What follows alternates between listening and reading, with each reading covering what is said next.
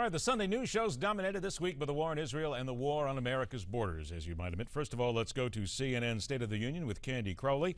Senator John McCain was there. Immigration comes up right away as something that has been right at the forefront of his thinking for a long time now. And he is once again discussing what needs to be done because there are more than 50,000 immigrant children in limbo. The border is not secure, and Senator McCain is still asking for answers.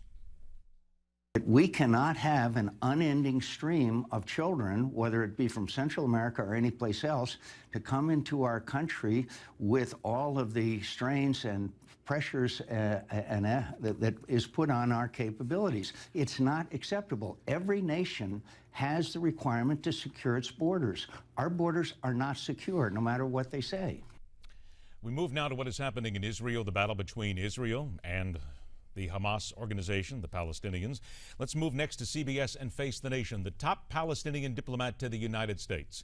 Escalating violence between Israel and the Palestinians in the Gaza Strip. At last word, there were almost 200 deaths in the latest round of battling between these two entities. And in the opinion of the diplomat himself, the root cause is not what many people would point to, and that is Hamas being a terrorist organization. He goes back to the fact it is the root cause of Israel's occupation. I think the root cause of all the violence that we have witnessed over the last 48 years since Israel occupied the West Bank, Gaza, and East Jerusalem in 1967 is due to the continued Israeli military occupation.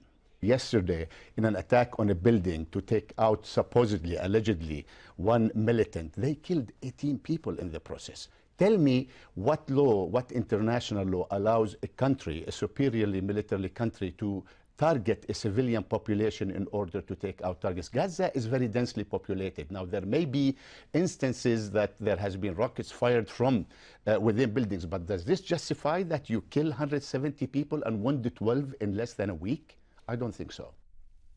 And an exclusive interview with NBC's David Gregory in Vienna. Iranian Foreign Minister Mohammad Javad Zarif called for an immediate end to Israel's airstrikes on Gaza.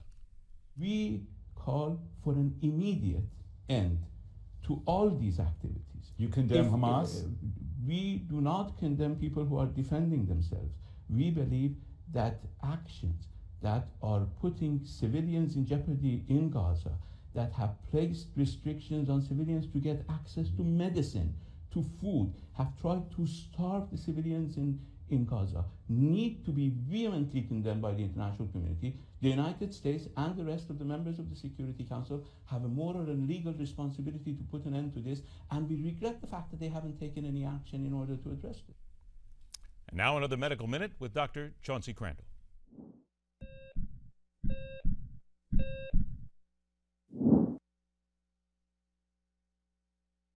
Heart disease is the biggest killer disease in America, and this doesn't surprise me.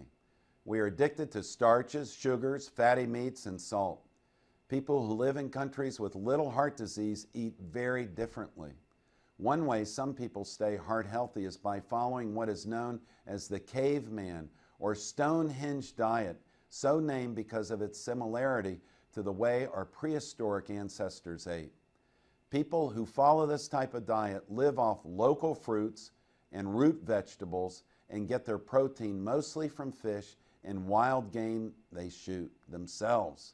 Now, since most of us don't hunt or fish for all our protein, here are some simple tips on how you can start to eat like a caveman, modern day style.